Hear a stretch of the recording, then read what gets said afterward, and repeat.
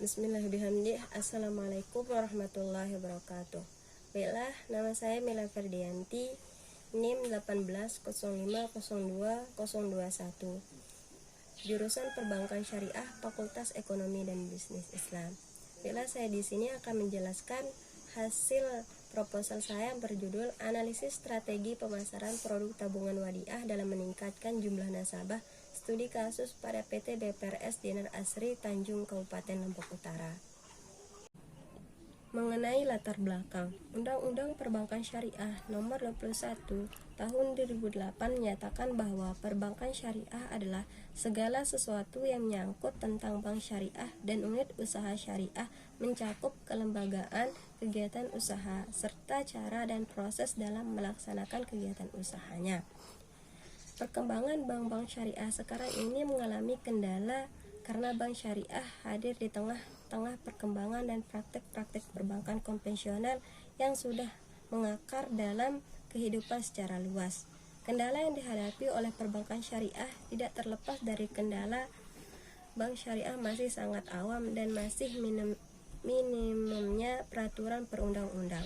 Bank sebagai lembaga keuangan yang menghasilkan jasa keuangan membutuhkan strategi pemasaran untuk memasarkan produknya. Salah satunya adalah bank harus memberikan perhatian terhadap apa yang dibutuhkan dan diinginkan nasabah yang menjadi sasaran melalui berbagai cara seperti melalui riset pemasaran.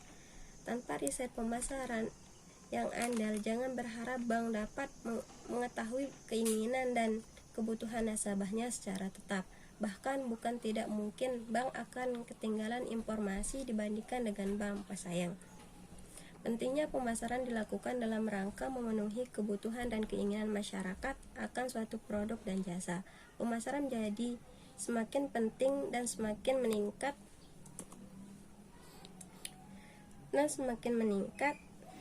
pengetahuan masyarakat. Pemasaran juga dapat dilakukan dalam rangka menghadapi pesaing yang dari waktu ke waktu semakin meningkat.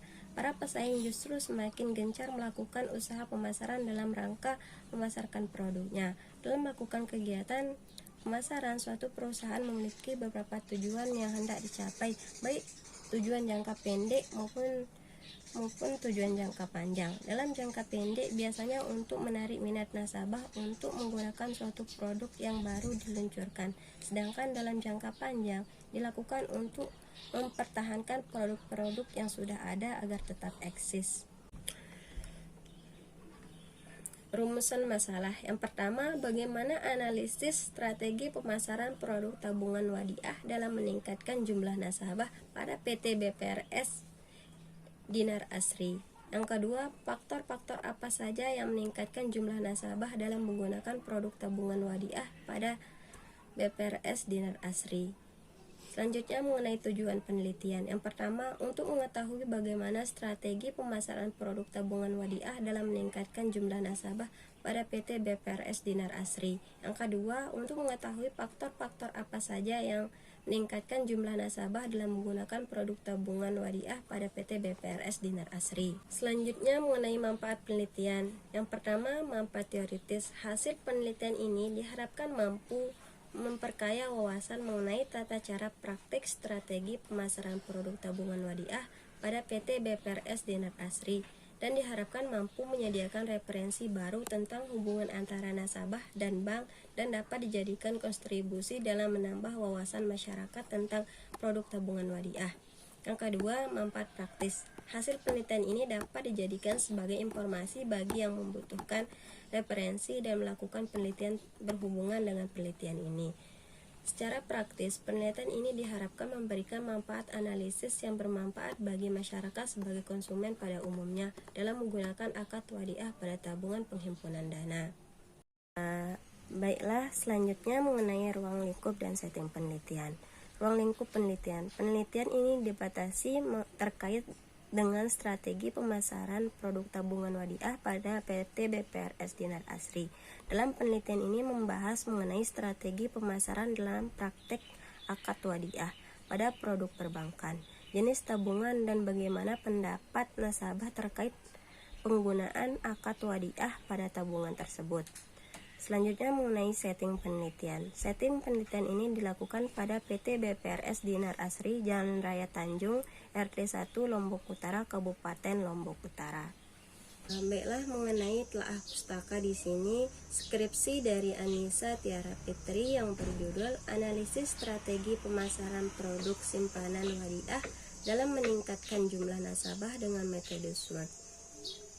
Penelitian ini bertujuan untuk mengetahui strategi pemasaran produk simpanan wadiah dalam meningkatkan jumlah nasabah di BPRS Metro Madani Cabang Jatimulyo, Lampung Selatan, dan untuk mengetahui penerapan SWOT BPRS Metro Madani Cabang Jatimulyo, Lampung Selatan dalam meningkatkan jumlah nasabah pada produk simpanan wadiah. Selanjutnya skripsi dari Meti Nopianti yang berjudul Strategi Pemasaran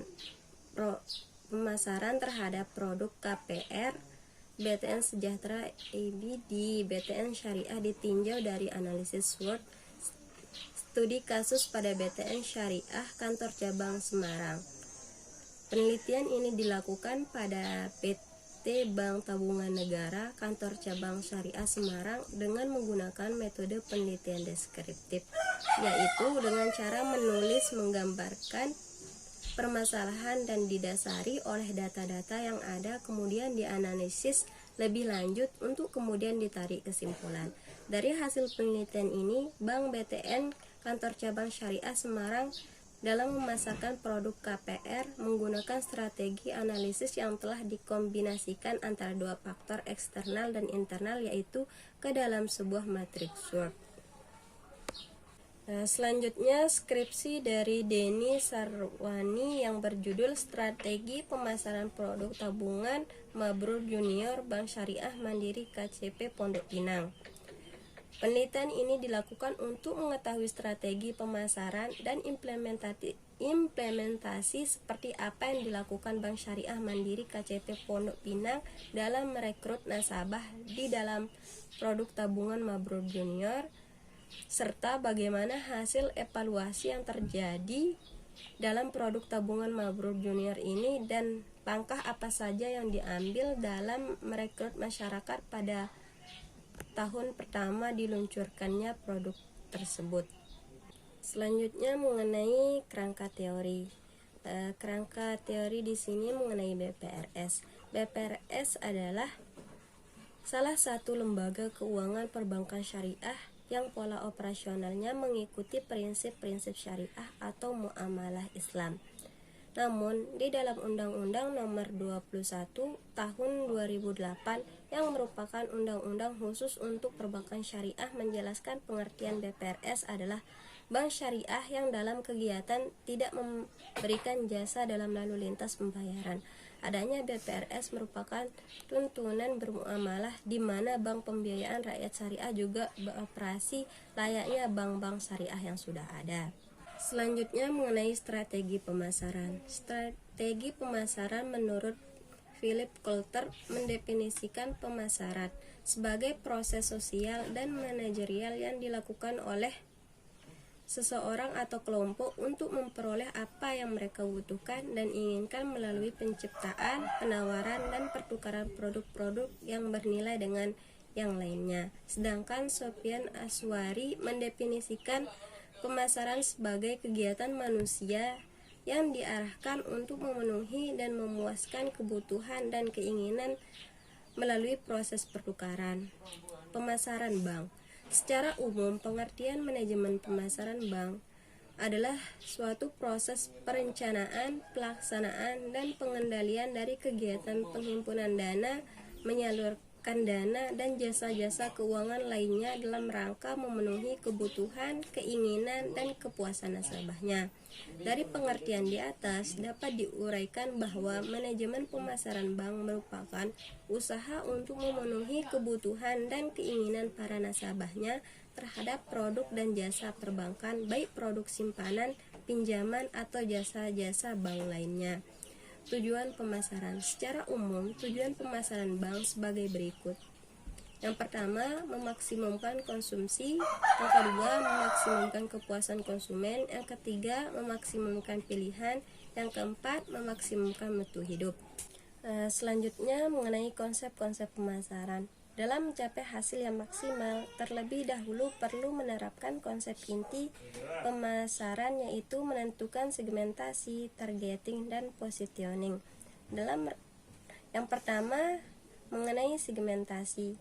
Menurut Tipton, menyatakan segmentasi pasar adalah proses mengkelompokkan pasar keseluruhan menjadi kelompok-kelompok atau segmen-segmen yang memiliki kesamaan dalam kebutuhan, keinginan, dan perilaku terhadap program pemasaran spesifik. Selanjutnya mengenai targeting. Setelah perusahaan mengidentifikasi peluang segmentasi pasar, selanjutnya adalah mengevaluasi beragam segmen tersebut untuk memutuskan segmen mana yang lebih menjadi target market. Target market adalah sekumpulan nasabah yang dituju yang akan dilayani dengan program pemasaran tertentu. Selanjutnya, positioning adalah tindakan merancang produk dan citra perusahaan agar dapat tercipta kesan atau tempat khusus dan unik dalam benak pasar sasaran sedemikian rupa sehingga dipersiapkan lebih unggul dibandingkan pasar pesaingnya. Dan ada 5 konsep dalam pemasaran, di mana setiap konsep dapat dijadikan landasan pemasaran oleh masing-masing perusahaan. Adapun konsep-konsep yang dimaksud adalah sebagai berikut. Yang pertama, konsep produksi, konsep produk, konsep penjualan, konsep pemasaran, dan konsep pemasaran kemasyarakatan. Mengenai tabungan, pengertian tabungan adalah simpanan yang penarikannya hanya dapat dilakukan menurut syarat tertentu yang disepakati, tetapi tidak dapat ditarik dengan cek, biliar giro, dan alat lainnya yang dipersamakan dengan itu. Pengertian yang hampir sama dijumpai dalam pasal 1 angka 21 Undang-Undang Nomor 21 Tahun 2008 tentang Perbankan Syariah yang menyatakan bahwa tabungan adalah simpanan berdasarkan akad wadiah atau investasi dana berdasarkan akad mudharabah atau akad lainnya yang tidak bertentangan dengan prinsip syariah yang penarikannya hanya dapat dilakukan menurut syarat dan ketentuan yang tertentu yang disepakati.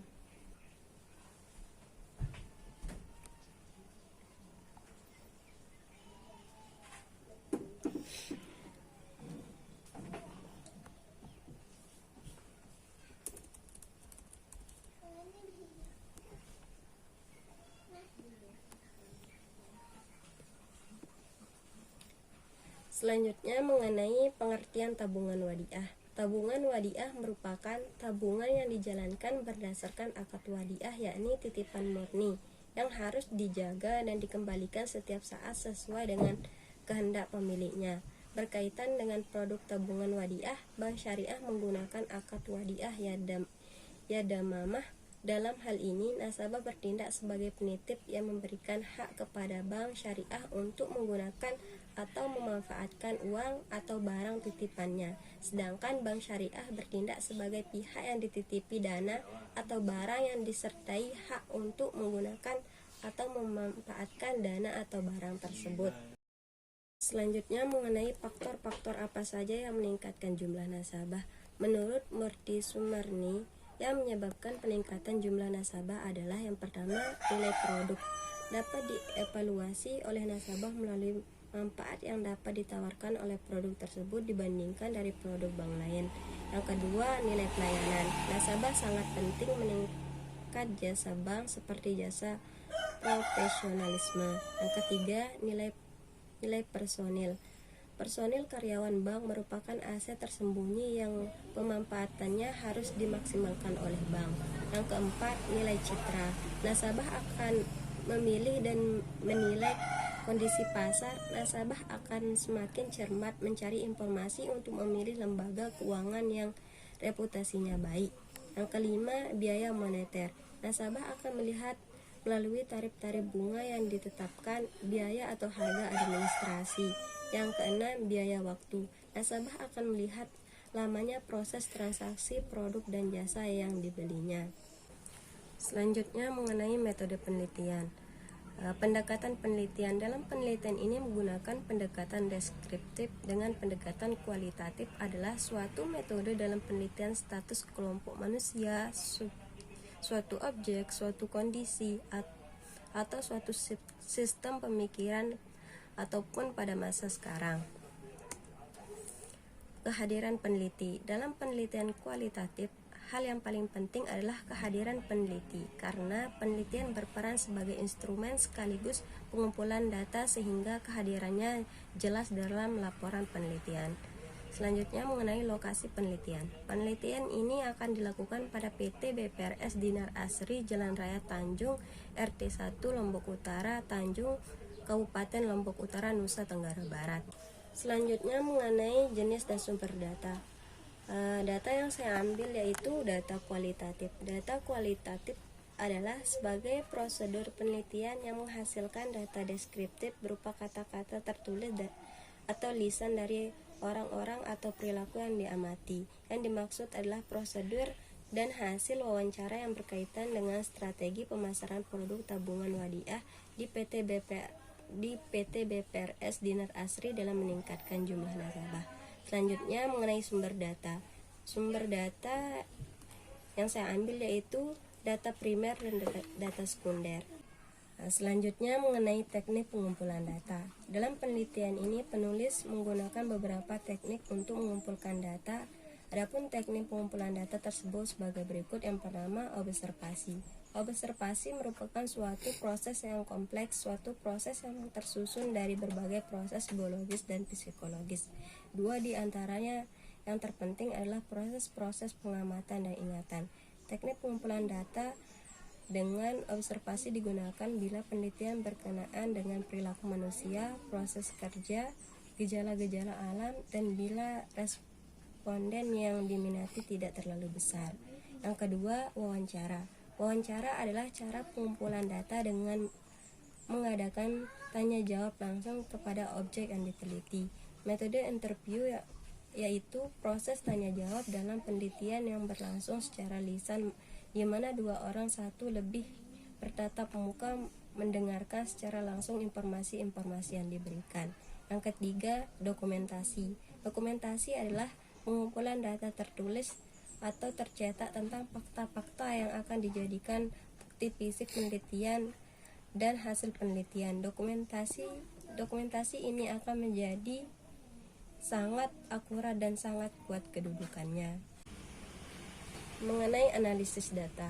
Analisis data adalah proses mencari dan menyusun secara sistematis data yang diperoleh dari hasil wawancara, catatan lapangan, dan dokumentasi dengan cara mengorganisasikan data ke dalam kategori, menjabarkan ke dalam unit-unit, melakukan sintesa, menyusun ke dalam pola, memilih mana yang penting dan yang akan dipelajari, dan membuat kesimpulan sehingga dapat dipahami. Selanjutnya mengenai sistematika pembahasan. Pada bab 1 yaitu pendahuluan, peneliti mengungkapkan latar belakang masalah yang menjadi tema dasar dari penelitian ini, termasuk juga dalam bab ini diantaranya konteks penelitian, fokus kajian, tujuan dan manfaat penelitian, telah pustaka, dan kerangka teori yang menjadi acuan teori dari penelitian lapangan ini. Kemudian dalam bab ini terdapat serangkaian teknis atau metode penelitian yang peneliti gunakan dalam melakukan penelitian, dan termasuk di dalamnya adalah pendekatan penelitian, kehadiran peneliti, sumber dan jenis data, teknik pengumpulan data, teknik analisis, dan sistematika pembahasan. Sekian yang bisa saya sampaikan. Terima kasih. Assalamualaikum warahmatullahi wabarakatuh.